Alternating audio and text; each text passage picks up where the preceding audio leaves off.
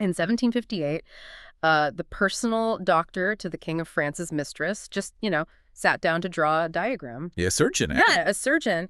And he was fascinated by, well, the newly discovered mechanics of how blood circulates through the human body.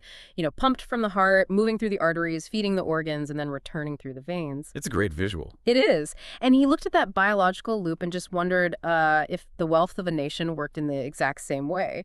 And basically by accident, this physician, Francois Quesnay, invented modern macroeconomics. Yeah, I mean, it is honestly one of the greatest intellectual leaps in history. He looked at this like messy, chaotic, agrarian society and just saw a biological machine. And that biological machine brings us directly to our mission today. So welcome to the deep dive. If you are tuning in, you are likely in the final stretch of your GE-02 preparations, aiming to conquer the Indian Economic Service paper. A big one. Exactly. We are going to map out the entire anatomy of the global economy today. We're tackling three massive, completely interconnected systems. First, the history of economic thought, how humans even conceived of value and wealth, starting with our French doctor. Yeah. Second, international economics, like what happens when nations actually trade that wealth. And third, financial and capital markets, the invisible, highly volatile nervous system that processes the trillions of dollars generated by all this activity. And, the examiners for the IES absolutely love to test the connective tissue between these eras and systems. Yeah. You mentioned Quesnay, which was a brilliant curveball in the 2025 exam. Totally. But if you look at the 2024 paper, they threw another paradox at the candidates. Yeah. Jacob Weiner's concept of trade creation versus trade diversion. Which is a mind bender. It really is. I mean, we take it as gospel that forming a free trade union like a group of countries agreeing to just drop all tariffs among themselves is this massive victory for global efficiency. Right. Free trade is always good, supposedly. Exactly. But Weiner proved mathematically that sometimes joining a free trade club actually makes the world poorer. That is the perfect mystery to anchor us. Like, how do we get from a doctor sketching farm money in the 1700s to a 20th century economist proving that tearing down trade barriers can, well, occasionally destroy wealth? It's quite the journey. Okay, let's unpack this. To solve that, we have to go back to the baseline. Before Quesnay and his biological model, how did empires actually measure success? Like, if you asked a king in the 16th century, what makes a nation rich? What was the answer? Oh, the answer was incredibly simple and incredibly dangerous. Bullion. Bullion, just chunks of metal. Yeah, the prevailing doctrine from the 16th to the 18th centuries was mercantilism. And the absolute core of mercantilism is bullionism. It's this belief that real wealth is strictly the physical accumulation of precious metals. Gold and silver in the royal vault. Exactly. Nothing else mattered. So it wasn't about, like, the standard of living. It wasn't about how much grain your peasants had to eat or how many shoes your artisans could produce. Not at all. It was just a giant metallic scoreboard. Basically, yeah. But you have to look at the geopolitical reality of the era. I mean, why do they want gold so desperately? Because gold hired mercenaries, and, well, mercenaries won wars. Oh, right. Mercantilism wasn't a policy for civilian prosperity. It was an economic doctrine of total war. And because they believed the global supply of gold was relatively fixed at any given time, they viewed international trade as this brutal zero-sum game. Meaning, for me to win, you have to lose. Precisely. If the English treasury gains a ton of gold, it mathematically requires the French or Spanish treasuries to lose a ton of gold. Which perfectly explains the balance of trade doctrine. Like, if I'm running a mercantilist state, my entire apparatus of government is dedicated to one single goal: running a permanent trade surplus. Export more than you import. Right. I want to aggressively push my exports onto your shores and force you to pay me in physical gold. Meanwhile, I will throw up massive walls, tariffs, bans, whatever, to prevent my citizens from buying your imported goods. Because that would mean your gold leaking out of your country. Exactly. And that is the essence of state intervention under mercantilism. It's economic nationalism in its purest form. The state subsidized domestic monopolies. They built massive navies to protect shipping lanes. And acquired colonies. Right, for the sole purpose of extracting cheap raw materials and functioning as captive markets for the mother country's exports. It's essentially treating the national economy like a dragon hoarding treasure in a cave. But eventually, this ideology hits a wall, and that wall was built by the physiocrats in pre-industrial France. led by our doctor, Francois Quesnay. They really flipped the script. They did. They looked at the mercantilist obsession with the royal vault and realized it was completely blind to how actual human beings survive. Because the physiocrats observed that, well, you cannot eat gold. Right. If a famine hits, all the silver in the treasury is completely worthless. So they declared that wealth doesn't come from hoarding shiny rocks. Wealth comes exclusively from the earth. They coined this term, the produit net, the net product. Let's isolate that concept of the produit net, because understanding it really unlocks the entire 2022 and 2025 IES questions on Quesnay. What exactly is this net product? Think of the physics of farming. A farmer plants 1 sack of wheat seeds in the spring. Through the natural biological processes of the soil, the sun, the rain, that single sack yields, say, 10 sacks of wheat in the autumn. Okay, a 10-to-1 return. Right. So the farmer consumes 1 sack to survive the winter. He saves 1 sack to plant the following spring, and he is left with 8 entirely new surplus sacks. Wow. Those 8 sacks are the produit net.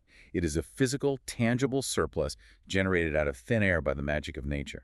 The physiocrats believed that agriculture was the singular engine capable of this multiplication. And to map where those 8 extra sacks go, Quesnay publishes the Tableau économique in 1758. It's this wild, zigzagging diagram that divides French society into 3 specific classes. Right, the class. The first is the productive class, which obviously means the farmers who coax the surplus from the dirt.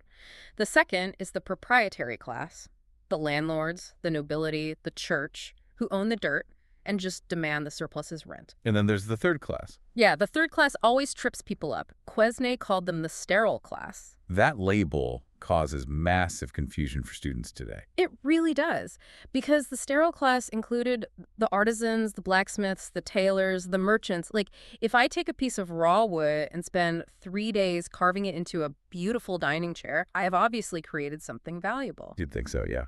How can a macroeconomic model function if it labels the entire manufacturing and commercial sector as sterile? Well, you have to separate our modern definition of value from Quesnay's strict biological definition. When Quesnay said sterile, he did not mean useless.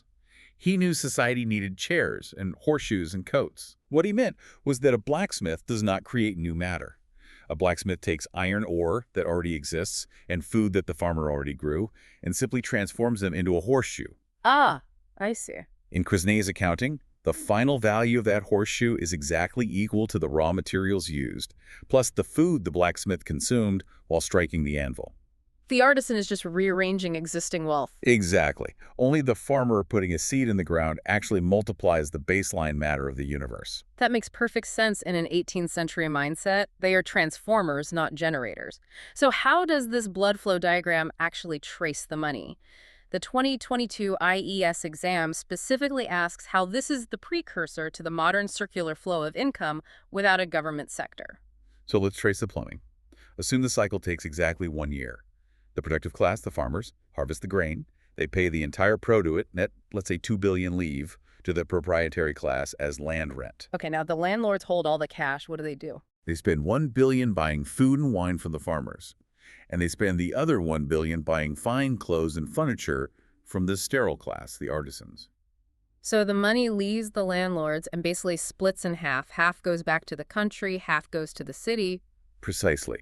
Now, the artisans have 1 billion livres. Yeah. But artisans don't grow food, so they take that 1 billion and use it to buy bread and raw wool from the farmers. Right. Meanwhile, the farmers had received 1 billion from the landlords, and they used some of that to buy plows and tools from the artisans. The artisans take that money and buy even more food. It just zigzags back and forth. Yeah, it zigzags between the country and the city until eventually all the money flows right back into the hands of the farmers. And the farmers use that accumulated cash as what Quesnay called advances, like capital advances, to buy the seeds and hire the labor for the next planting season. The heart pumps, the blood returns, and the cycle begins anew. It's literally the birth of sectoral interdependence. Quesnay proved you cannot analyze agriculture without analyzing manufacturing because their cash flows are intimately tied together in this closed loop. It's brilliant. And he also identified the core vulnerability of this system, which is leakages. Right. Like, if the proprietary class, the wealthy landlords, decide to just hoard their rent in a vault, acting like mercantilists, The water pressure in the pipes drops. Exactly. If they hoard the cash instead of spending it on food and furniture, the money doesn't return to the farmers. The farmers can't buy as many seeds the next year, the produce net shrinks, and the entire national economy contracts. So 2 centuries before Keynes, Pesne demonstrated that macroeconomic equilibrium requires total expenditure to match total income. A disruption in the flow causes a recession. It's a staggering achievement. It really is. But as beautiful as the model is, restricting wealth creation only to agriculture becomes completely absurd the moment you see a steam engine. Yeah, the Industrial Revolution sort of ruined that theory. Exactly. And that brings us to the classical school. Factories are appearing, and Adam Smith steps onto the stage in 1776 with The Wealth of Nations. Smith shatters the illusions of both the mercantilists and the physiocrats. He argues that wealth isn't gold in a vault, and it isn't just wheat in a field. Wealth is the total sum of goods and services produced by the labor of the entire nation. He vastly broadens the definition of value. He democratizes it, and he introduces the invisible hand, this radical idea that self-interested individuals operating freely in competitive markets will unintentionally coordinate to maximize societal welfare. You don't need a king telling them what to do. And he champions the division of labor, right? Yeah. Using his famous pin factory example to show how breaking down a complex task into specialized repetitive steps increases human productivity exponentially. Exactly. And crucially, for the second pillar of our deep dive, Smith introduces absolute advantage. Okay, let's touch on that. He looks across the English Channel and says, if the French are naturally better at making wine because of their climate, and we English are naturally better at making wool cloth, it is pure insanity for us to try and grow grapes in greenhouses. Right, let the French make the wine. Yeah. We should specialize entirely in wool, let them specialize entirely in wine, and just trade. We both end up consuming more than if we tried to be self-sufficient. It was a massive blow to mercantilist protectionism. But Smith's theory of absolute advantage had a glaring logical gap. Like, what if a country is absolutely terrible at producing everything? The worst case scenario. Yeah, what if France is better than England at making wine and demaking cloth? Smith's model suggests England has nothing to offer, and trade cannot happen. Enter David Ricardo in 1817. Ricardo is, well, the ultimate analytical engine of the classical school. He looks at that exact problem and invents the theory of comparative advantage, which we will unpack deeply in the trade section later. Right. But Ricardo also built a massive theoretical architecture for the domestic economy. He formalized the labor theory of value. This is a critical evolution, because Ricardo argued that in a long-run equilibrium, the relative price of two freely reproducible commodities is determined almost entirely by the relative amount of labor time required to produce them. Yes. So if weaving a shirt takes 5 hours of labor and cobbling a pair of shoes takes 10 hours, the shoes will naturally trade for twice the price of the shirt. Labor is the ultimate objective yardstick of value. But Ricardo didn't stop at prices. He gave us a theory of distribution, who gets what. And his theory of differential rent is brilliant, because the mercantilists thought rent was just a monopoly price you charge because you own the land. Right, just a flex of power. But Ricardo said, no, rent is a differential surplus. Let's visualize how Ricardo explained rent. Imagine a newly settled island. The first settlers naturally claim the absolute most fertile land. Let's call it grade A land. They plant wheat. Because land is so good, it takes very little labor to produce a ton of grain. So the price of wheat is low. But then the population grows. Which brings us to another classical giant, Thomas Malthus, who was absolutely terrified of population growth. Yes, Malthus argued that human population grows geometrically, 2, 4, 8, 16, while food production only grows arithmetically, 1, 2, 3, 4. A recipe for disaster. Exactly. He envisioned this constant miserable trap where any increase in wealth just leads to more children until everyone is dragged back down to the brink of starvation. And Ricardo takes this Malthusian population pressure and applies it directly to his island. Right, so the island gets crowded. Grade A land is completely full. To feed everyone, the new settlers are forced to start farming grade B land, which is, rockier and less fertile. It takes much more labor and effort to produce a single ton of wheat on grade B land. And because the market desperately needs the wheat from grade B land to prevent starvation, the market price of wheat must rise high enough to cover the higher production costs on that inferior land. So the price of wheat is set at the margin. Exactly, by the cost of production on the worst land currently in use. And here is the genius part. When the market price of wheat rises to cover the costs of grade B land, the farmers sitting on the incredibly fertile grade A land suddenly find themselves making a massive windfall profit. Yes. Their costs haven't changed at all, but the selling price of their crop has skyrocketed. And that windfall profit is what Ricardo defined as rent. Rent is a differential surplus that arises solely because land has different levels of natural fertility and society is forced to use increasingly worse land as population expands.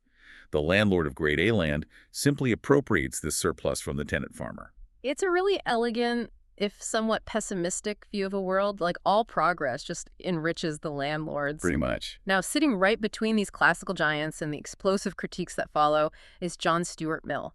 And the 2024 IES question specifically asks how J.S. Mill's ideas serve as a bridge. Mill really is the great synthesizer. He takes the harsh, rigid logic of Ricardo and sort of sands down the edges. How so? Well, where Ricardo insisted on a strict labor-embodied theory of value, Mill realizes that capital, the machinery, the time investment, also demands a return.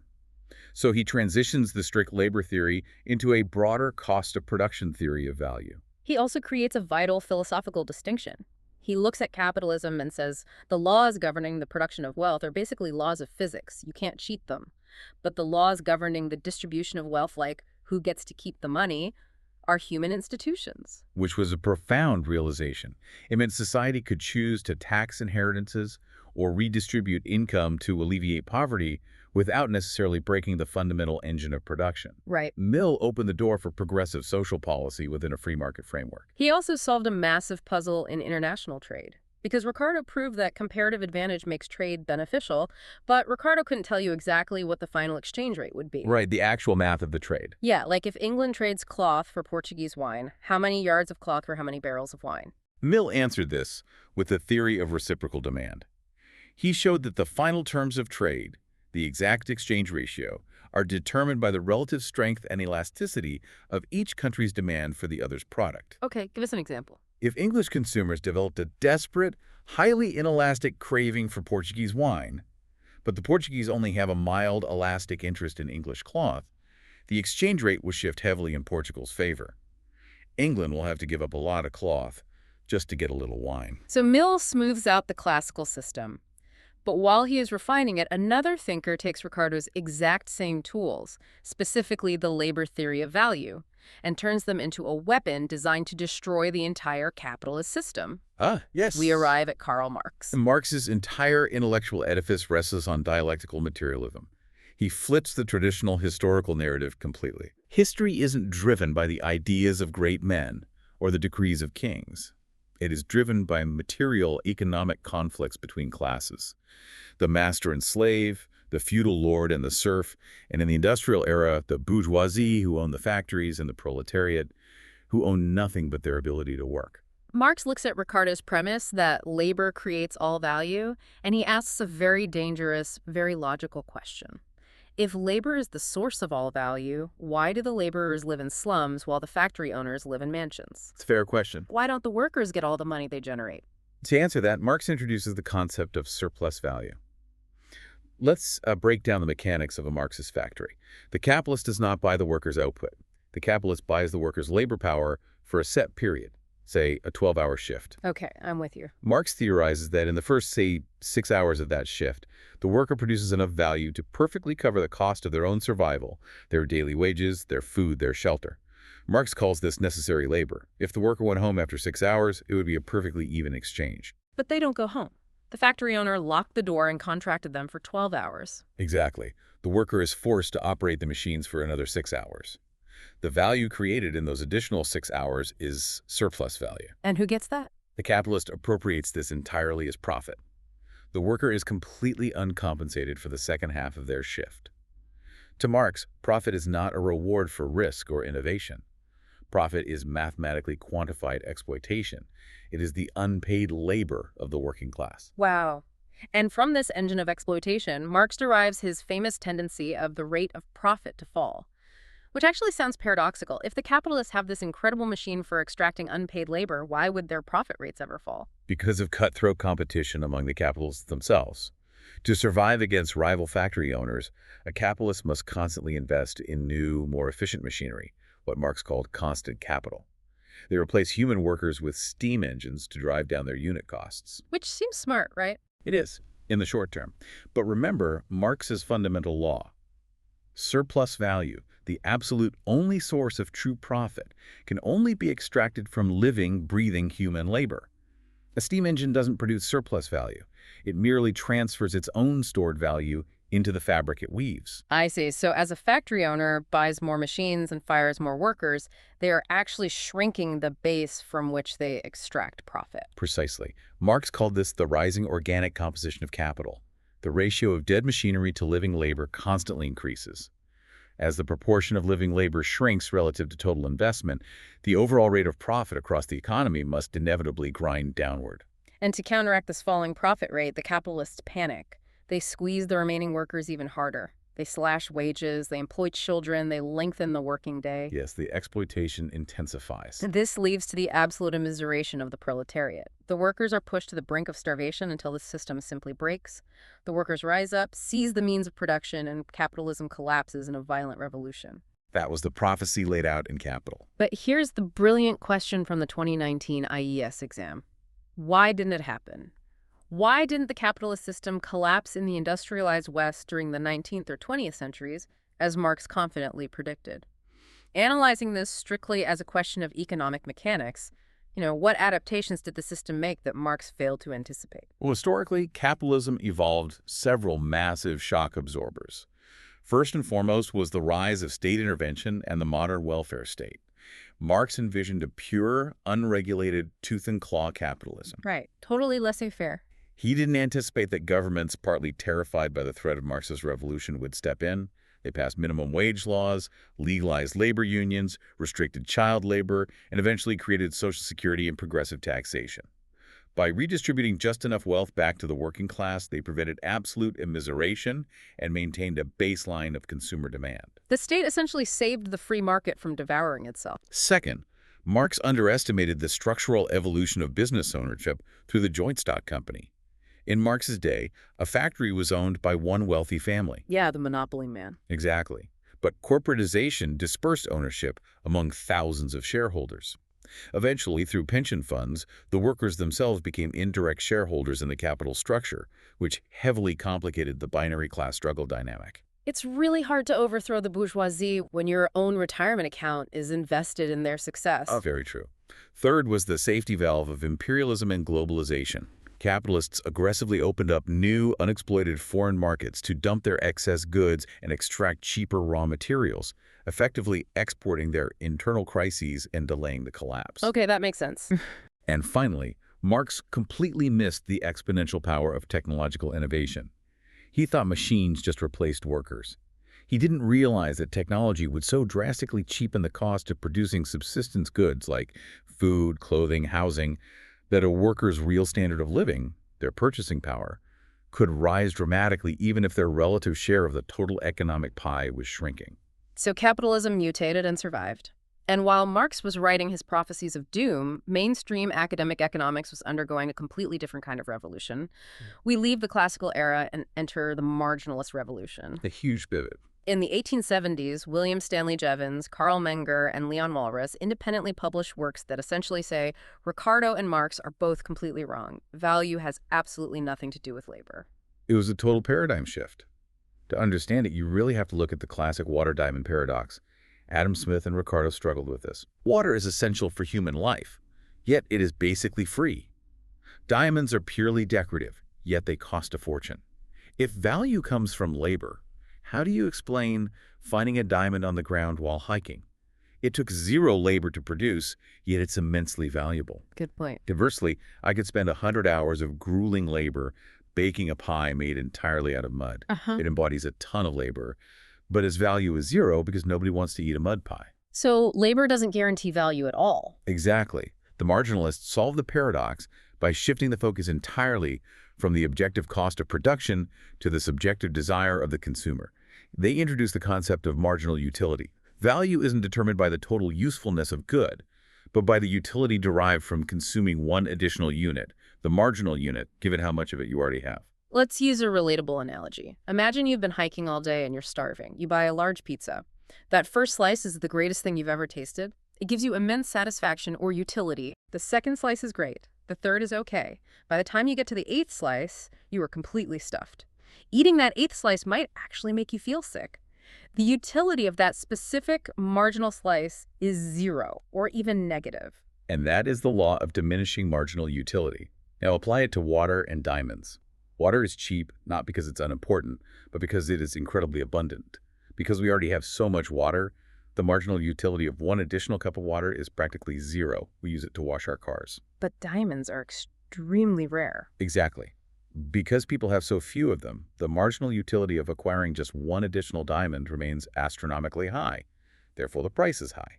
Price is set at the margin. This changes everything. It turns economics into a discipline of calculus, really. It's about optimizing behavior at the margin setting marginal cost equal to marginal revenue. It birthed the neoclassical school, focused on elegant mathematical models of market equilibrium where supply perfectly matches demand. It was beautiful in theory. But that beautiful, mathematically elegant microeconomic equilibrium crashed headfirst into brutal macroeconomic reality in 1929. The Great Depression. Millions are thrown out of work, factories are shuttered, crops are rotting in the fields because nobody can afford to buy them. It was devastating. And the prevailing neoclassical economists, relying on their perfect models, are essentially telling governments, do nothing. The market is a self-correcting machine, wages will drop, prices will drop, and eventually it will be profitable for businesses to hire everyone back. Equilibrium will restore itself. Which brings us to the origins of the Keynesian revolution, a very frequent topic on the IES exams. John Maynard Keynes looked at the breadlines and realized the classical model was fundamentally dangerously flawed when applied to the short run. He publishes The General Theory of Employment, Interest, and Money in 1936, completely rewriting the rules. The classical economists believed in Say's law, right? The idea that supply creates its own demand. If you produce goods, you pay workers to make them, and those workers use that money to buy the goods. The plumbing is supposed to be perfect. But Keynes observed that the plumbing leaks when people panic. He flat out rejected Say's law. He argued that the economy can easily get stuck in a low-level equilibrium trap, characterized by massive, persistent, involuntary unemployment, and the culprit was a collapse in effective demand. Walk us through the mechanics of that collapse. Keynes emphasized the role of uncertainty in psychology, what he famously called animal spirits. If a financial shock hits and consumers become terrified about the future, they stop buying new cars and washing machines, they hoard their cash. Total aggregate expenditure in the economy falls. Right, everyone tightens their belts. Yes, and businesses look at their accumulating inventory and realize nobody is buying. Their animal spirits turn pessimistic. So they stop investing in new factories. Worse, they lay off workers. Now those unemployed workers have zero income, so they cut their spending even further. This causes other businesses to lose sales, leading to more layoffs. It is a vicious, self-reinforcing downward spiral. And the classical economists just said to wait it out. They argued that interest rates would drop and magically stimulate investment to plug the hole. Keynes argued that if businesses foresee a depression, they won't borrow money to build a factory, even if the interest rate is literally zero. The market will not self-correct quickly. As Keynes famously and caustically pointed out, in the long run, we are all dead. So if the private sector is paralyzed by fear and hoarding its money, what is the solution? If the private sector won't spend, the government must step in and seize the means of spending. Keynes advocated for aggressive fiscal policy. The government must run massive budget deficits, borrowing the idle savings that the private sector is hoarding, and inject it directly into the economy. Build dams, build highways, electrify rural areas. Just do anything to get money moving. Keynes even argued that in a severe depression, it would be economically beneficial for the government to bury bottles full of banknotes in the abandoned coal mines and pay private companies to dig them up. Because it doesn't matter what they're doing, as long as you put a paycheck in someone's hand. Exactly. Because of the multiplier effect. That worker takes their government paycheck and buys groceries. The grocer takes that money and buys clothes. The tailor takes that money and pays rent. An initial injection of government spending ripples through the economy, multiplying total income and stimulating the effective demand necessary to convince businesses to start producing and hiring again. Keynes fundamentally changed the role of the state. Governments were now responsible for managing aggregate demand to smooth out the business cycle. And for a few decades after World War II, the Keynesian consensus seemed invincible. But as we know, the pendulum always swings. By the 1970s, the world was gripped by stagflation. Stagflation is the absolute nightmare scenario, high unemployment occurring simultaneously with high inflation. Which shouldn't happen under Keynes. Right, the standard Keynesian models couldn't easily explain it, because inflation was supposed to happen when the economy was running too hot, not when it was stagnant.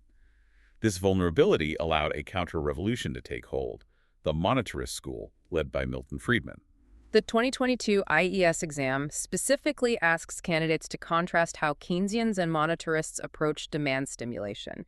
And the 2025 question hinges on Friedman's most famous declaration. Inflation is always and everywhere a monetary phenomenon. So what was the monetarist critique? The monetarists argued that Keynesians were obsessed with fiscal policy taxing and spending, and dangerously ignored the sheer power of the money supply. Friedman revived and modernized the quantity theory of money. The foundational equation is MV equals PQ. Okay, let's unpack the variables. M is the total money supply circulating in the economy. V is the velocity of money. And velocity simply means how fast money changes hands. If I give you a $10 bill for lunch, and you use that same bill to pay for a taxi, and the driver uses it to buy coffee, that single bill facilitated $30 of transactions. Got it. On the other side of the equation, P is the overall price level of goods, and Q is the real output, the actual physical GDP of the country. So the total amount of money times the speed at which it moves equals the total nominal value of everything bought and sold. Mathematically, MV equals PQ is just an accounting identity. It has to be true. Friedman's theoretical leap was making two specific assumptions about the variables. First, he argued that through empirical research, the demand for real money balances is highly stable. What does that mean in plain English? It means people's desire to hold cash depends predictably on their permanent income and prevailing interest rates. Because money demand is stable, the velocity of money V is relatively constant and predictable. It doesn't fluctuate wildly based on animal spirits. Correct. Second, he argued that in the long run, the real output of an economy Q is determined entirely by real structural factors. How many workers you have, the quality of your technology, your capital stock. You cannot print your way to a higher permanent physical output. Q is essentially fixed at the natural rate of unemployment. So if velocity V is constant and output Q is fixed by real factors, we are left with M and P. And that is the absolute crux of monetarism. If the central bank decides to double the money supply, M, the equation demands that the price level, P, must also double. Wow. If you dump twice as much paper money into an economy that is producing the exact same number of cars and houses, you don't get richer. Cars and houses just cost twice as much. That is the proof that inflation is exclusively a monetary phenomenon. It is caused by too much money chasing too few goods. What does this mean for policy then? It means discretionary Keynesian fiscal policy, trying to fine-tune the economy with stimulus checks, is ineffective and often destabilizing because of the long lags between identifying a recession and a government actually passing a spending bill. By the time the money hits the economy, the recession might be over and you just cause inflation. Friedman argued that central banks should be stripped of their discretionary power to print money. They should follow a strict automated rule.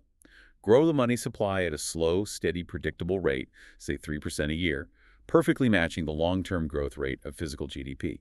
Put the central bank on autopilot. Now, while Friedman was arguing for stable rules, the new classical school, led by economists like Robert Lucas, took this skepticism of government intervention even further by introducing rational expectations. Yes, the rational expectations revolution was devastating to traditional macroeconomic models. Previously, models assumed people were somewhat backward-looking or slow to adapt. Lucas argued that economic agents are highly rational and forward-looking. They understand how the economy works, and they anticipate government policy. How does that break a Keynesian stimulus? Imagine the government announces a massive deficit spending program to boost employment. Under the old model, businesses see the new demand, think it's permanent, and hire more workers. But under rational expectations, businesses and workers see the deficit spending and immediately realize this will cause inflation in 6 months, and the government will eventually have to raise our taxes to pay off this debt. So they change their behavior immediately. Exactly. Workers immediately demand higher wages to compensate for the expected inflation. Businesses immediately raise their prices. Because everyone anticipates the outcome, the stimulus is completely neutralized before it even hits the ground. It just causes instant inflation without any temporary boost in employment. It implies that only completely random, unannounced policy surprises can actually affect the real economy. Pretty much. It's a fascinating, almost cynical view of policy effectiveness. But I want to touch on one more school before we shift gears because it provides a vital bridge to our later discussions on development. The institutionalist school, featuring thinkers like Thorstein Veblen and later Douglas North. They looked at these elegant equations, MV equals PQ, marginal utility, and said, you are missing the actual fabric of human society. The institutionalists recognize that humans do not operate in a frictionless mathematical vacuum. Veblen famously mocked the idea of the perfectly rational consumer calculating marginal utility. He introduced concepts like conspicuous consumption. Right, buying a ridiculously expensive watch not because it tells time well, but precisely because it signals your wealth to others. It's sociology invading economics. Exactly. And Douglas North formalized this by focusing on institutions, which he defined as the rules of the game in a society. Laws, property rights, cultural norms, the enforcement mechanisms of contracts. Yes. The neoclassical models assumed property rights were perfect and transactions were costless. North argued that transaction costs, the effort to find a buyer, negotiate a contract, and sue them if they cheat you, are massive. So if a country has corrupt courts and weak property rights, transaction costs are so high that trade breaks down regardless of how much capital or labor they have. Absolutely. Economic development isn't just about accumulating machines. It's about building robust institutions that lower transaction costs and encourage trust. Here's where it gets really interesting. We have spent this entire first section dissecting the internal anatomy as a national economy. We've seen how marginal utility sets prices, how Keynesian plumbing works, how institutions set the rules. But what happens when these national engines collide? What happens when Ricardo's theories cross oceans? A whole new ballgame. You can't analyze a country in isolation. This brings us to Section 2, International Economics and Trade Theory. And to do that, we have to return to David Ricardo. We mentioned his theory of comparative advantage earlier, but we really need to explain its mechanics because it is arguably the most counterintuitive yet mathematically irrefutable concept in all of economics. Okay, let's set up the classic scenario. We have two countries, England and Portugal, and two goods, cloth and wine. Let's imagine Portugal is blessed with incredible weather and highly skilled artisans. Portugal is absolutely better at producing both goods. It takes a Portuguese worker 10 hours to make a barrel of wine and 10 hours to make a roll of cloth. Now look at England. Gloomy weather, less efficient technology.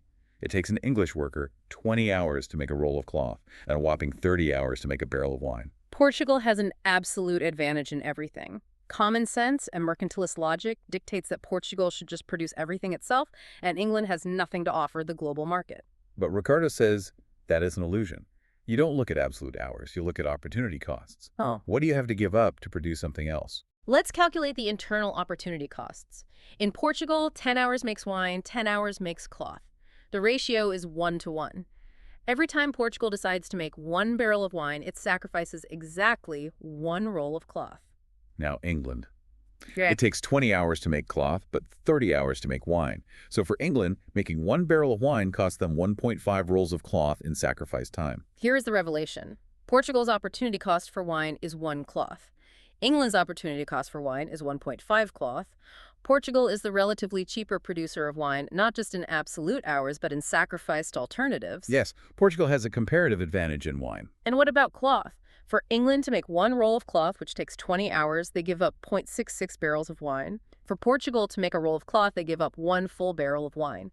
England, despite being absolutely terrible at everything, is actually the low opportunity cost producer of cloth. It's amazing when you lay it out like that. Therefore, Ricardo mathematically proved that if Portugal specializes entirely in wine and England specializes entirely in cloth, and they trade at an exchange rate somewhere between their internal costs, say 1 wine for 1.2 cloth, both nations will consume more of both goods than they could ever produce on their own. Trade is not a zero-sum game. It is mutually beneficial, even between a superpower and an inefficient developing nation. It's a beautiful theory. But as the 2022 IES question points out, Ricardo's model had severe structural limitations. It relied on his strict labor theory of value. It assumed labor was the only factor of production, and it assumed constant opportunity costs. meaning the cost ratio never changed, no matter how much you scaled up production. This results in a linear, straight-line production possibility frontier. Yes.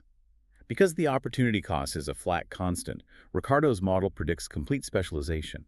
Countries will move to the absolute corners of their PPF. Portugal stops making cloth entirely and makes 100% wine. In reality, that almost never happens. Countries continue to produce a mix of goods. To fix this, Gottfried Haberler stepped in during 1933. Haberler essentially rescued comparative advantage from the dying labor theory of value. He did. Haberler introduced the opportunity cost theory. He said, we don't need to measure value in hours of human sweat. We just measure value purely in terms of alternatives foregone. This allowed economists to finally incorporate multiple factors of production capital, land, distinct types of labor. And when you bring in multiple factors, the shape of the production possibility frontier changes drastically. It's no longer a straight line, it becomes concave. It bows outward from the origin. This is driven by the law of increasing opportunity costs. Let's use a tangible example. Imagine a country producing wheat and steel. It has two factors of production: vast tracts of fertile land and massive industrial factories full of heavy machinery. Currently, it produces a mix of both. Now the country decides it wants to specialize heavily in wheat for export. At first, it's easy. You shift some flexible labor from the factory to the farm. But as you push for more and more wheat, you run out of easy resources. You are eventually forced to shut down the steel mills entirely. You have to take giant metal stamping presses and highly trained metallurgical engineers, drag them out into a field, and try to use them to plant seeds. They're going to be terrible at farming. Exactly. Because resources are heterogeneous, they're not perfectly adaptable to all tasks. You have to sacrifice a massive, disproportionate amount of steel production just to squeeze out one tiny extra bushel of wheat. The opportunity cost rises drastically as you specialize. This rising cost creates the concave PPF.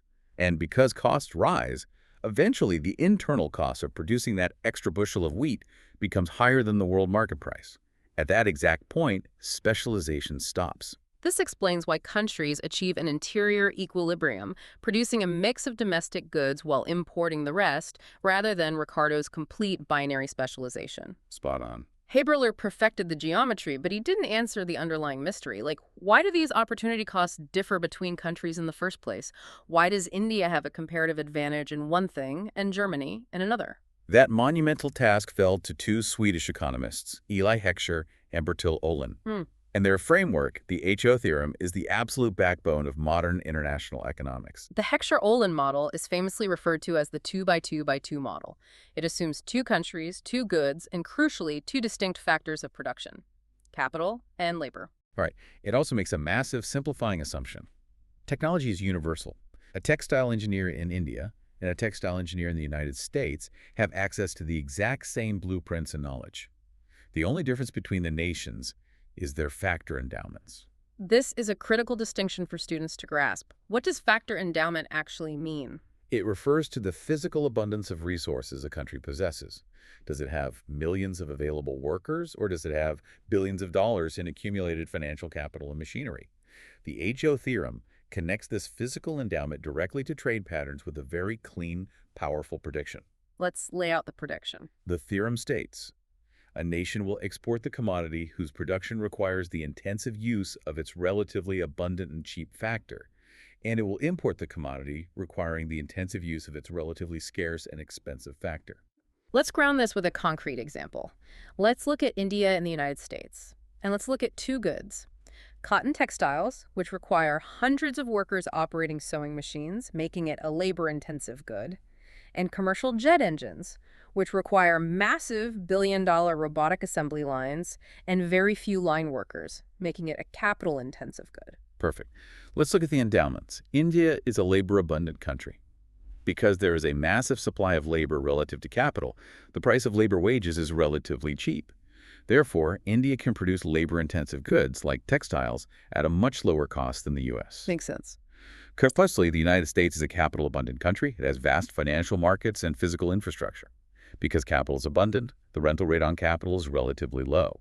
Therefore, the U.S. can produce capital-intensive goods, like jet engines, much more efficiently. So the theorem acts like a sorting hat. India, abundant and cheap labor, exports labor-intensive textiles. The U.S., abundant in cheap capital, exports capital-intensive jet engines. The pattern of global trade is entirely dictated by the physical lottery of what resources a nation happens to possess. It is logically unassailable. But, as is the tradition in economics, empirical data loves to ruin a beautiful theory. The 2023 IES exam brings up the most famous empirical challenge, the Leontief paradox. What happened when they actually tested HO? In 1953, Wassily Leontief decided to test the theory using actual data from the U.S. economy. Now, coming out of World War II, the United States was unquestionably the most capital-abundant nation on the planet. Its factories were untouched while Europe and Asia were rebuilding. True. So according to the HO theorem, U.S. exports should be overwhelmingly capital-intensive and its imports should be labor-intensive. But Leontief painstakingly calculated the input-output tables for the U.S. economy. And the results were a bombshell. The data show the exact opposite of the theory's prediction. U.S. exports were roughly 30% more labor-intensive than the goods the U.S. was importing. Wait, what? Yeah. The most capital-rich nation on Earth was acting like a labor-abundant country. It sent shockwaves through the discipline. How did economists resolve the paradox? Did they just throw the model away? They debated it for decades. Some argued that the 1947 data was skewed by the immediate post-war weirdness. Others pointed out that Leontief ignored a third factor: natural resources. The U.S. was importing heavily capital-intensive extraction goods like oil and raw minerals. Oh, I see.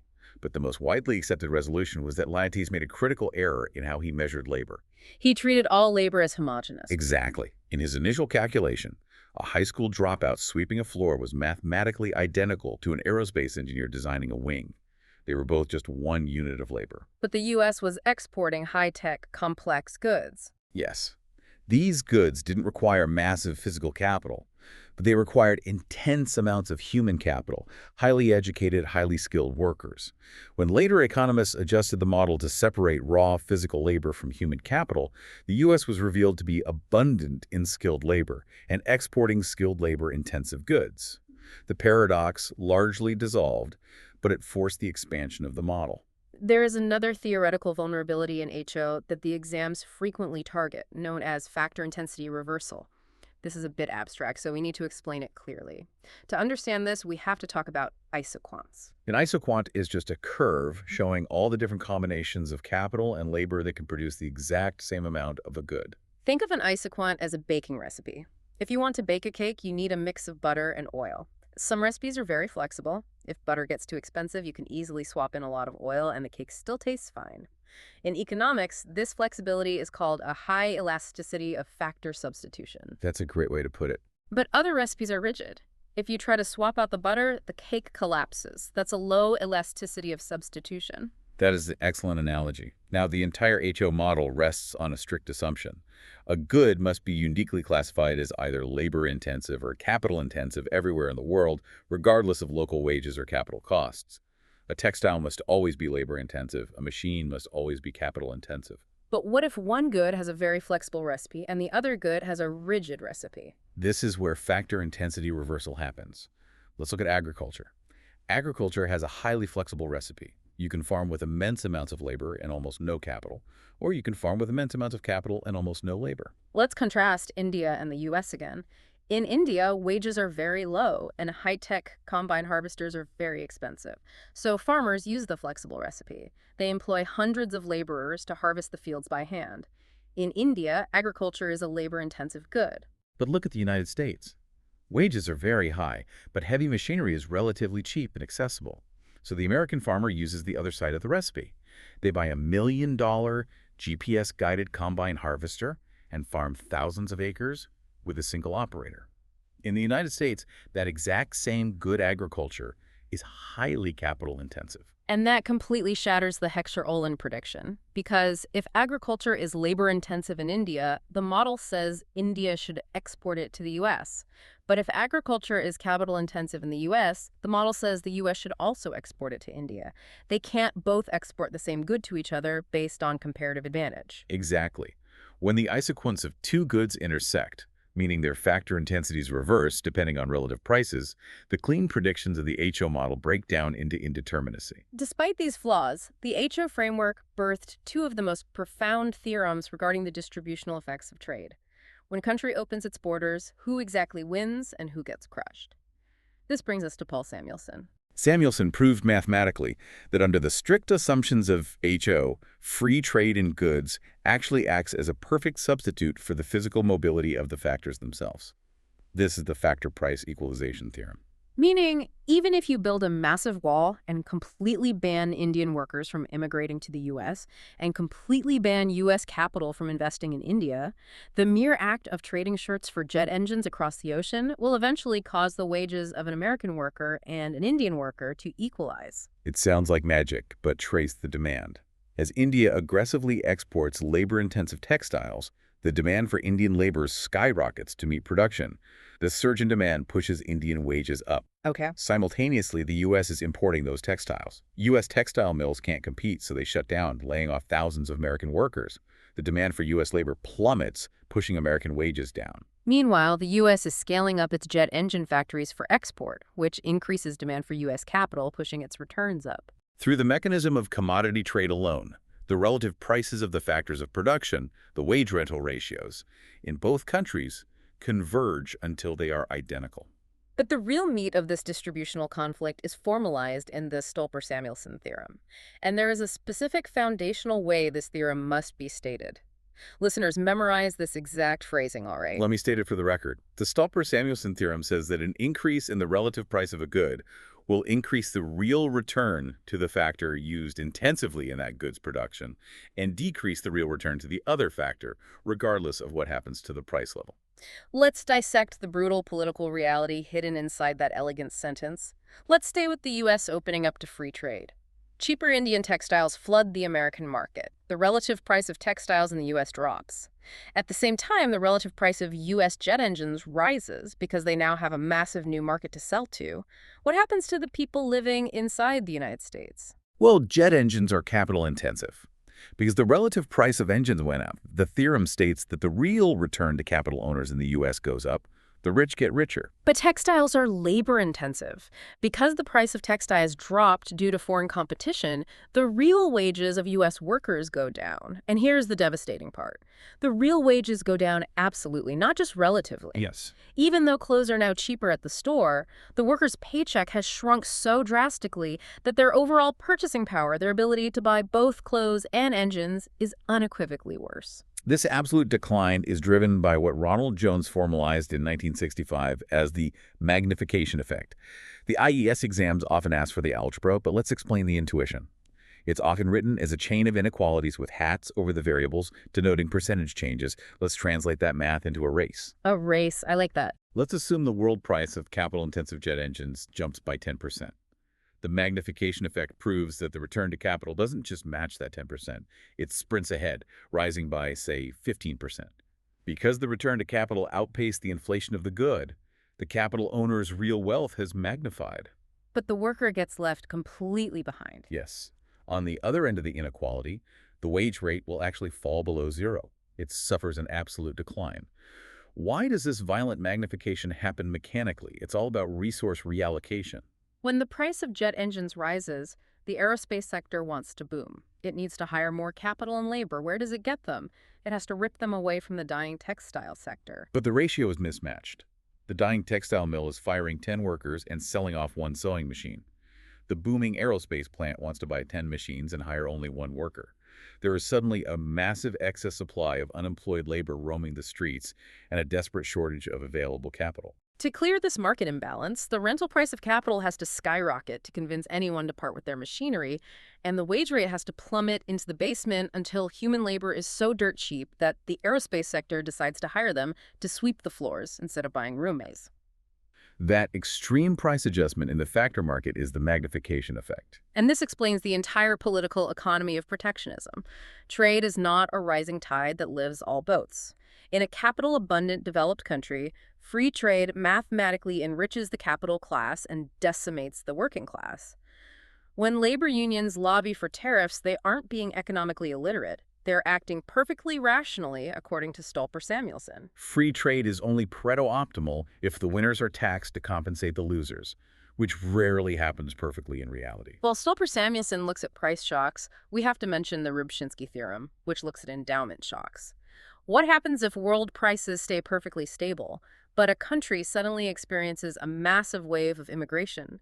Its labor force spikes overnight, but its capital stock stays exactly the same. The Rybczynski theorem states that at constant commodity prices, an increase in the endowment of one factor will increase the output of the commodity intensive in that factor by a greater proportion than the endowment increase, and it will absolutely reduce the output of the other commodity. Wait, it reduces the output of the other sector? If I get 1 million new workers, obviously I produce way more labor-intensive textiles. But why does my production of capital-intensive machines actually fall? I didn't lose any machines. Because of the requirement to maintain full employment at constant prices.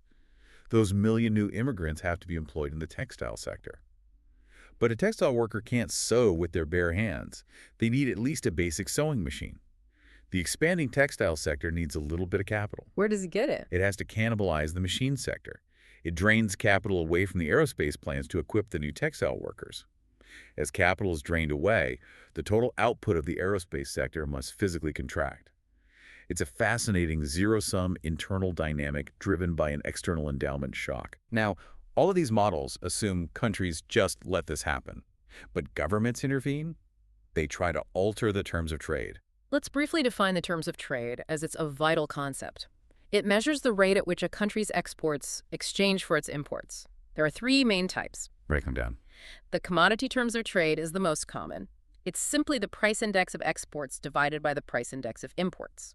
If the price of your exported wheat rises but the price of your imported oil stays flat, your terms of trade have improved. You can buy more oil for the same amount of wheat. Then you have the income terms of trade, which multiplies the commodity terms of trade by the total volume of exports.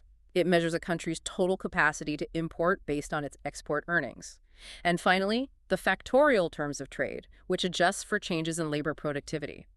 If your terms of trade deteriorate, your nation is essentially taking a pay cut on the global stage. And to manipulate these terms or protect domestic industries from Stolper-Samuelson fallout, governments use trade policy instruments. Let's cover the arsenal. The most blunt instrument is a tariff. You have specific tariffs, which are fixed physical taxes. We will charge $500 for every metric ton of steel imported, regardless of what the steel costs. Then you have ad valorem tariffs, which are percentages. We will charge a 10% tax on the invoice value of any imported car. Governments also use quotas, which are absolute numerical limits on imports, only 100,000 foreign cars allowed this year. Or voluntary export restraints, VERs, where you basically threaten another country into voluntarily limiting their exports to you to avoid a tariff war. And, of course, direct domestic subsidies to your own producers. Right. But the IES exams frequently zero in on a very specific calculation, the effective rate of protection. What is the difference between a nominal tariff and the effective rate? This is a crucial distinction. The nominal tariff is the visible tax on the final consumer good. Say a 20% tariff on fully assembled imported bicycles. But the domestic bicycle manufacturer doesn't just care about the final price. They care about their value added, the margin between the final selling price of the bike and the cost of the imported parts they use, like the raw rubber tires and the metal gears. The formula for the effective rate of protection is G equals T minus A times TI, all divided by 1 minus A. Let's translate that algebra into reality. Okay, let's break it down. Right. G is the effective rate of protection. On it. T is the nominal tariff rate on the final good. Right. A is the ratio of the cost of imported inputs to the final price. Okay, and T. T is the tariff rate on those imported inputs. Let's use numbers. A bicycle sells on the world market for $100. The imported rubber and gears cost $50, so the ratio A is 0.5. The domestic assembler adds $50 of value. Now, the government wants to protect the domestic assembler. They slap a 10% nominal tariff T on fully assembled imported bikes. So a foreign bike now costs $110. But to help the domestic factor, the government lets the raw parts come in entirely duty-free. So T is 0. Let's run the formula. G equals 0.10 minus 0.5 times 0, all divided by 1 minus 0.5. That becomes 0.10 divided by 0.5. The result is 0.2I0. The effective rate of protection is 20%, even though the nominal tariff the public sees is only 10%. The protection is mathematically magnified. Exactly. This structure is called tariff escalation keeping. Tariffs on raw inputs 0, but putting high tariffs on finished goods. It provides a massive hidden subsidy to domestic assemblers, allowing them to be incredibly inefficient but still compete with imports. It artificially inflates their value added. This brings us back to the paradox we introduced at the very beginning of the show. The 2024 IES question on Jacob Viner and regional trade arrangements. What happens when countries try to lower these tariffs, but only for a select group of friends? Let's define the stages of regional integration. You have a free trade area, like NAFTA, where members drop tariffs among themselves but keep their own separate tariffs against the outside world, Then you have a customs union. where they drop internal tariffs and adopt a single common external tariff against the rest of the world. And finally, a common market, like the EU, which adds the free movement of labor and capital. Viner focused on the customs union. In 1950, everyone assumed that any reduction in tariffs, even just between two countries, was a step toward free trade and therefore inherently good. Viner proved them wrong by introducing trade creation versus trade diversion. Let's expand on the neighborhood analogy we hinted at earlier. Yeah. Imagine you live in a heavily guarded neighborhood. The neighborhood association mandates a massive 50% tax on buying a cell phone from anyone outside your own house. So, forced by the tax, you retreat to your garage and try to solder together your own terrible, expensive cell phone. You are a highly inefficient domestic producer. Exactly. Now, you and your next-door neighbor decide to form a customs union. You agree to tear down the fence between your two houses and drop the tax between yourselves to zero. But you keep the 50% tax against the rest of the world. Here is the positive outcome. Trade creation. Your neighbor happens to be an electrical engineer. He makes a much better, cheaper phone in his garage than you do. Because the internal tax is gone, you smash your terrible phone and stop wasting your time soldering and just buy his. You have replaced high-cost domestic production with lower-cost imports from a partner. This reallocates resources efficiently. Consumers win. But Viner pointed out the dark side. Trade diversion. Let's introduce a third player. Across town lives a massive, highly efficient tech conglomerate, the global free market. They make the absolute best, cheapest phone in the entire world. Before your union, maybe you actually bought from them, because even with the 50% tax, their phone was still slightly cheaper than the garbage you were building in your garage. But now, you form the union with your neighbor. Your neighbor's phone is suddenly tax-free. The brilliant conglomerate across town still has the 50% tax slapped on their product. Because of this discriminatory tariff preference, your neighbor's mediocre phone becomes artificially cheaper than the world-class phone. So what do? You stop buying from the absolute best producer in the world, and you start buying from your less efficient neighbor. This is trade diversion. You have shifted production from a lower-cost global producer to a higher-cost regional producer solely because of the discriminatory tax structure. Which reduces global allocative efficiency. Your government loses the tariff revenue it used to collect, and you are using a slightly worse phone.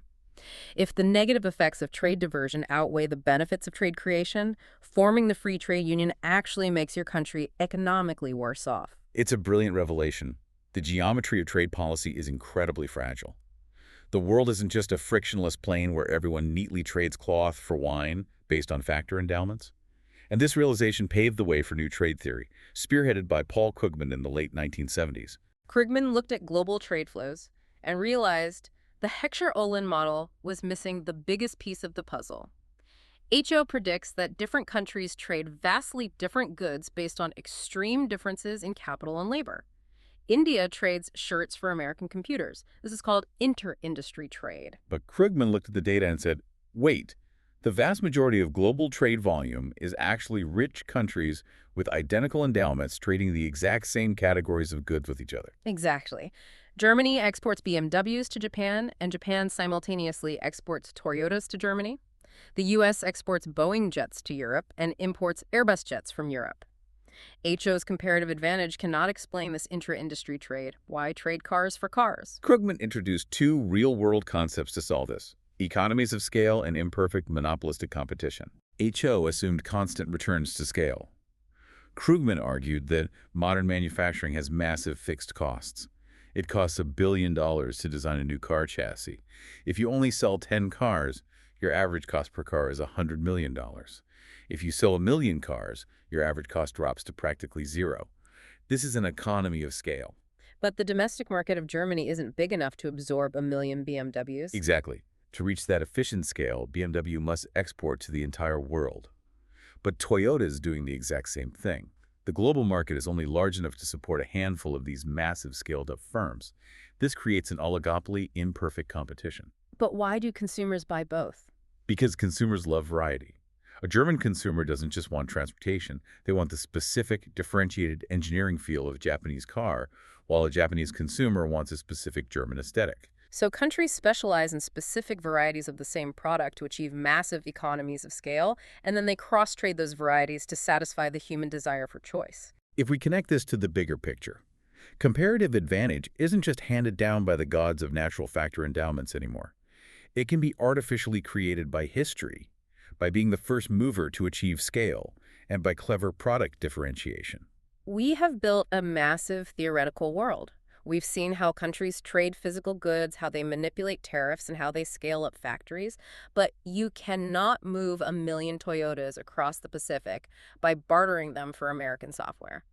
If India sells $1 billion in textiles to the U.S., they aren't carrying physical jet engines back on a boat immediately. They're getting paid in capital. Right. Yeah. And managing that immense cross-border flow of capital and the risks associated with it required the creation of our third and final pillar. We enter Section 3, financial and capital markets. The physical economy is the muscle, but the financial system is the nervous system.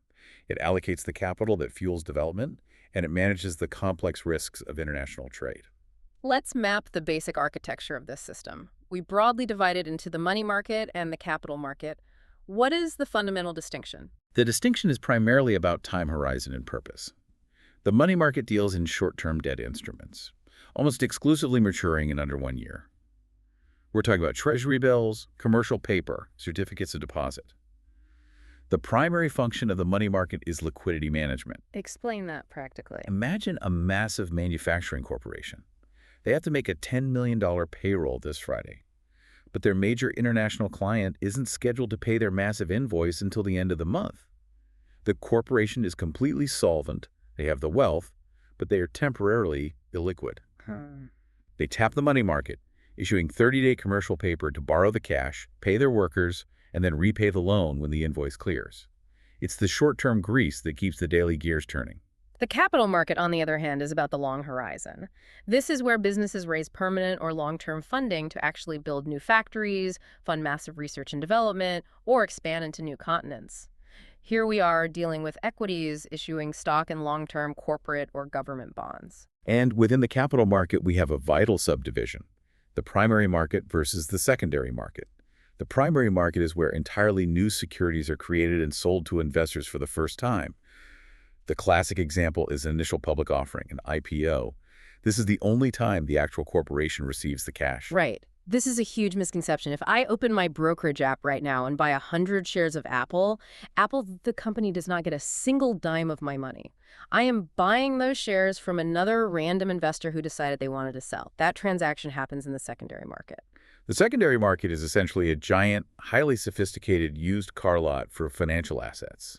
The New York Stock Exchange, the Bombay Stock Exchange, these are secondary markets. If the company doesn't get the money, what is the economic purpose of the secondary market? Isn't it just a casino?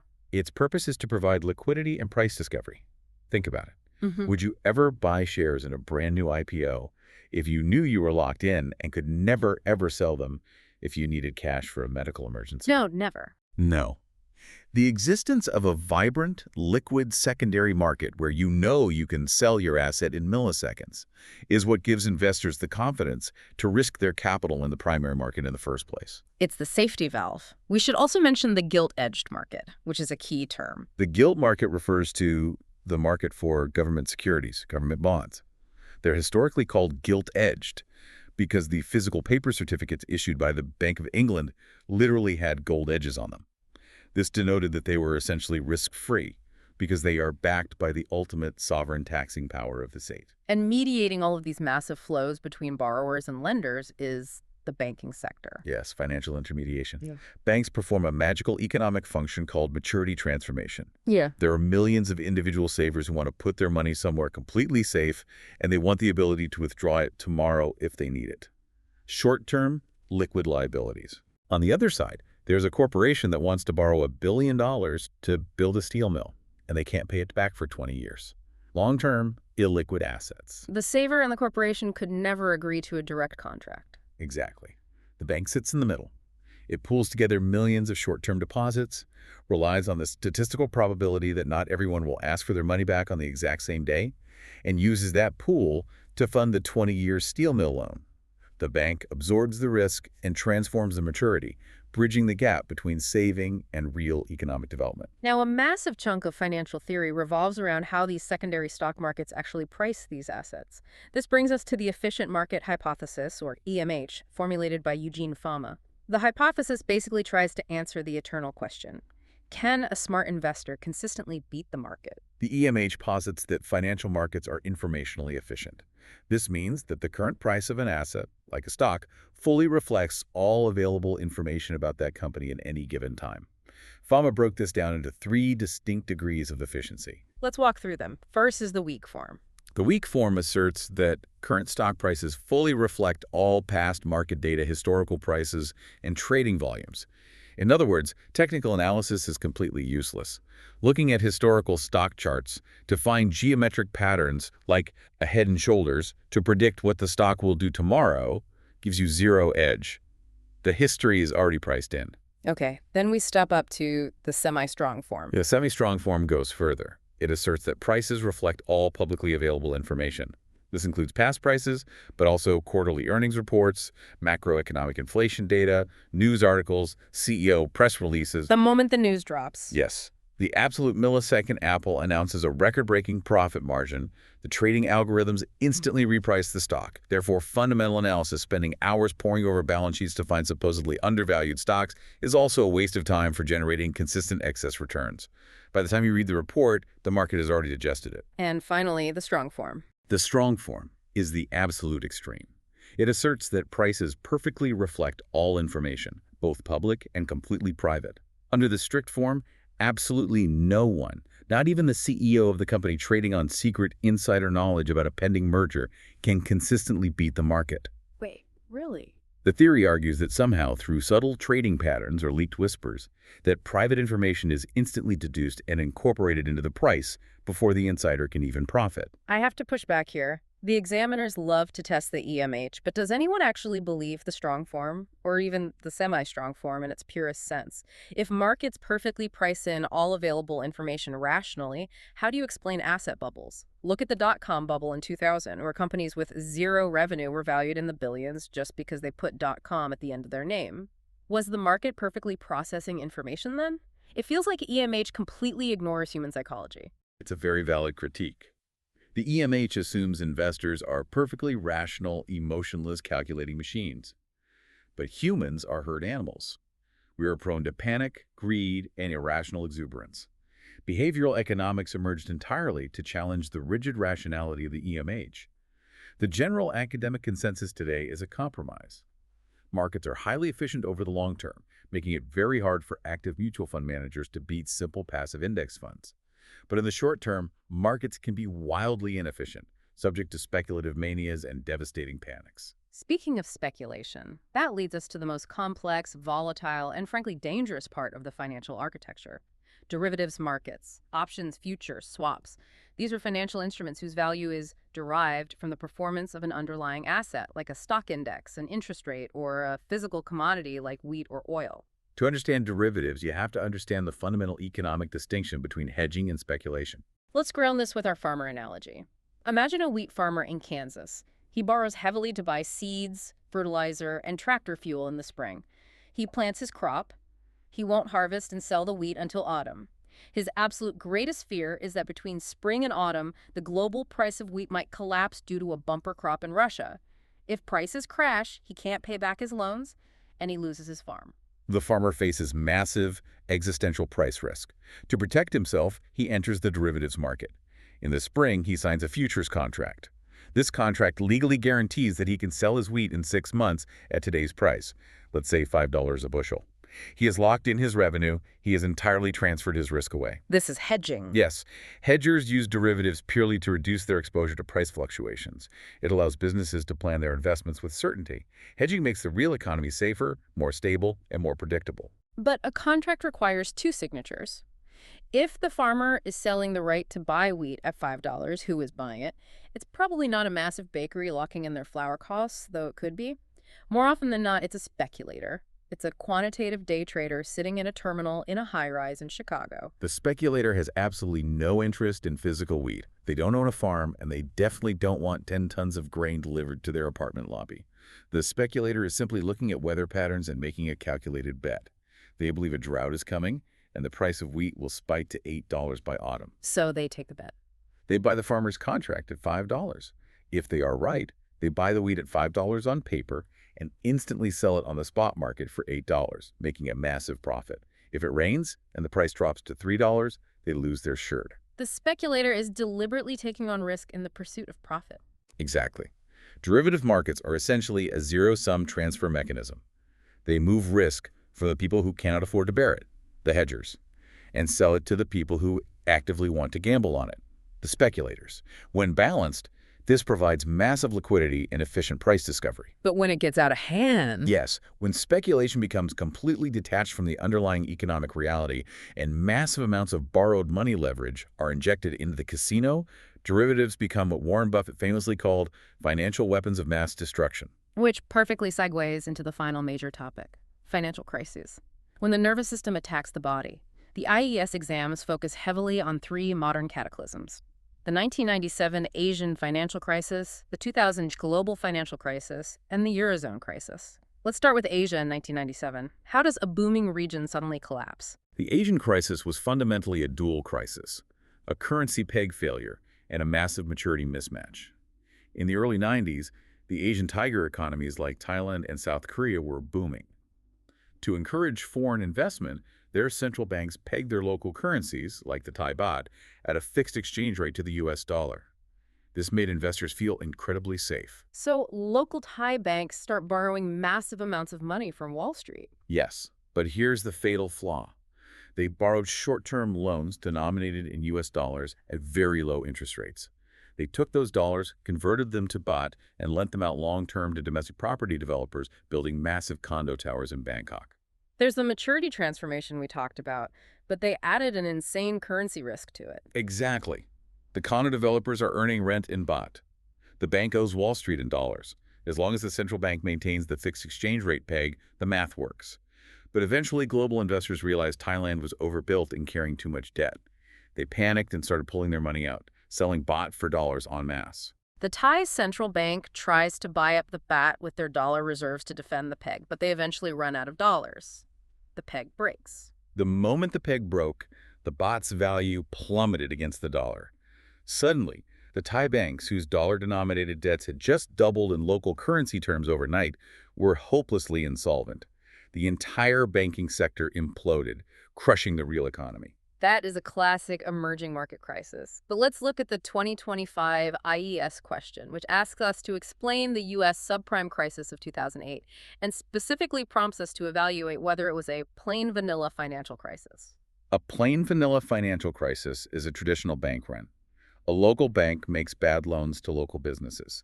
The depositors realize the bank is insolvent. They all rush the doors to withdraw their physical cash at the exact same time. The bank runs out of liquidity and it collapses. It is localized and easy to understand. But 2008 was absolutely not plain vanilla. It was a crisis of hyper-complex financial engineering that completely short-circuited the efficient market hypothesis. It started in the real economy with subprime mortgages. Banks were aggressively giving home loans to people with terrible credit histories, zero down payments, and no verified income. In a plain vanilla world, the bank holds that bad mortgage on its own books. When the homeowner inevitably defaults, the bank takes the loss, maybe goes bankrupt, and the damage stops there. But Wall Street didn't hold the loans. They used a process called securitization. Imagine a giant industrial meatpacking plant. Wall Street banks bought thousands of these toxic subprime mortgages, the rotten meat, and mixed them together in a giant vat with a few good mortgages, the prime cuts. Okay, gross, but I'm tracking. They ran this mixture through a financial meat grinder and packaged the resulting sausage into new, highly complex derivative securities called collateralized debt obligations, or CDOs. And because of the blind faith in the EMH, they paid credit rating agencies to slap a USDA prime sticker on the sausage. They rated these CDOs AAA, declaring them mathematically as safe as U.S. government treasury bonds. They laundered the risk through complexity. These toxic CDOs were then sold off to pension funds, municipal governments, and other banks all over the globe. No one actually knew what was inside the sausage, but because it had a AAA rating, the efficient market blindly assumed the risk was priced correctly. And then the underlying housing bubble popped. Interest rates rose, home prices fell, and those subprime borrowers began defaulting en masse. The underlying value of the CDOs evaporated. But it gets worse. Banks had taken out massive, unregulated derivative insurance policies on these CDOs called credit default swaps. When the CDOs blew up, the insurance payouts triggered catastrophic losses. Because these toxic assets were dispersed globally and deeply embedded in the balance sheets of every major financial institution, a terrifying freeze occurred. Nobody knew which banks were holding the rotting sausage. Exactly. Bank A refused to lend money to Bank B overnight because Bank A suspected Bank B might be secretly bankrupt. The entire interbank lending market, the money market we discussed earlier, completely froze. It wasn't a bank run by panicked retail depositors. It was a silent, lethal bank run by banks against other banks. The sheer opacity of the derivatives amplified a localized slump in Florida housing into a systemic meltdown of the global financial nervous system. It took massive, unprecedented central bank bailouts to prevent a total collapse of global trade. And the reverberations of that crisis bled directly into the Eurozone sovereign debt crisis just a few years later. Countries like Greece, Spain, and Italy had joined the euro. Because they now shared a currency with the powerhouse German economy, global bond markets treated Greek debt as if it were as safe as German debt. A massive mispricing of risk. Greece borrowed heavily at artificially low interest rates to fund government deficits. When the 2008 shock hit, the bond market suddenly woke up and realized Greece was not Germany. They demanded astronomically higher interest rates, freezing Greece out of the capital markets. Now, normally, a country in a crisis like that would devalue its own currency. If the Greek drachma plummets, Greek exports become super cheap, tourists flood into Athens, and the economy grows its way out of the debt. But Greece couldn't devalue because they didn't control the euro. The European Central Bank in Frankfurt controlled it. This is the fundamental trap of a monetary union without a fiscal union. Because they couldn't devalue, the only way for Greece to satisfy its creditors and stay in the euro was internal devaluation, brutal, grinding austerity, slashing government spending, firing public workers, and suffering massive unemployment to force prices and wages down internally. Which highlights the ultimate lesson tying this entire deep dive together. Finance is not just a casino tacked onto the side of the real economy. A robust, well-regulated financial market is absolutely required to efficiently allocate the capital that fuels the international trade, comparative advantage, and economic growth we discussed in Section 2. But when those markets succumb to unregulated speculation and perverse incentives, they possess the terrifying power to destroy the wealth generated by the real economy in a matter of days. The macro-intersectoral flows that Kuznet first diagrammed in 1758 can be entirely severed by a crisis of confidence in a 21st century derivatives market. It is an incredibly delicate, interconnected web. So what does this all mean? We have journeyed from the agricultural fields of 18th century France through the textile mills of Ricardo's England into the abstract geometry of Heckscher-Ohlin and finally crashed into the subprime mortgage desks of Wall Street. Listeners, your GE-02 revision is about mastering this exact interconnectedness. To synthesize this massive journey into actionable intelligence for your exam, what are the 3 most highly probable patterns the examiners will target for the upcoming 2026 IES paper? Based on the historical trajectory we've mapped, I expect 3 distinct testing vectors. First, expect a deep applied test of the Heckscher-Ohlin and Stolper-Samuelson frameworks. You will likely not just be asked to regurgitate the definitions. Prepare for a numerical example testing factor endowments, or an essay asking you to apply the magnification effect to a real-world scenario.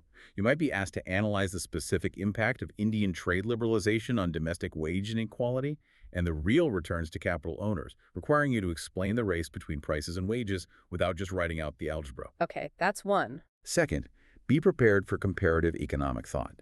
The examiners love to test your ability to contrast opposing schools. You must be able to fluently distinguish between the Keynesian focus on stimulating effective demand via fiscal policy during a depression versus the monetarist and rational expectations argument that discretionary policy is either inflationary or entirely neutralized by forward-looking agents. Alternatively, be ready to contrast the classical view of labor value with the mercantilist obsession with bullion. And the third? Third, look out for questions explicitly linking the efficient market hypothesis to the necessity of market regulation. You will likely be asked to define the weak, semi-strong, and strong forms of the EMH, and then critically evaluate how the utter failure of the market to rationally price the toxic risk of CDOs necessitated the massive regulatory overhauls following the 2008 global financial crisis. Those are incredibly precise predictions, and it brings us to our final takeaway. We've spent this entire deep dive drawing a straight evolutionary line. We started with Quesnay's tableau économique, which physically mapped bags of wheat and gold coins flowing between agrarian landlords and farmers. We traced that evolution all the way to modern supercomputers executing high-frequency trades on synthetic derivatives in microseconds. This raises an important question. We've seen how the very definition of wealth and value shifts over centuries, from the mercantilist's gold to the physiocrat's agricultural surplus to the classical economist's labor to the marginalist's subjective utility. Today we stand on the precipice of another fundamental, tectonic shift. As artificial intelligence begins to completely automate both the physical manufacturing of global supply chains and the cognitive tasks of high-frequency financial trading, are we returning to a bizarre, hypermodern version of Quesnay's tableau? Are the corporate owners of the foundational AI algorithms becoming the new, untouchable proprietary class, reaping a massive technological surplus? And as human physical and cognitive labor is increasingly automated out of the value creation loop, does the working class risk being downgraded into a modern sterile sector, entirely reliant on redistribution, just to keep the macroeconomic circular flow of consumption moving? That is a staggering, slightly terrifying thought to end on. If human labor no longer creates the surplus, the entire Marxist and classical framework collapses, and we're sailing into completely uncharted economic waters. Something to mull over until our next deep dive.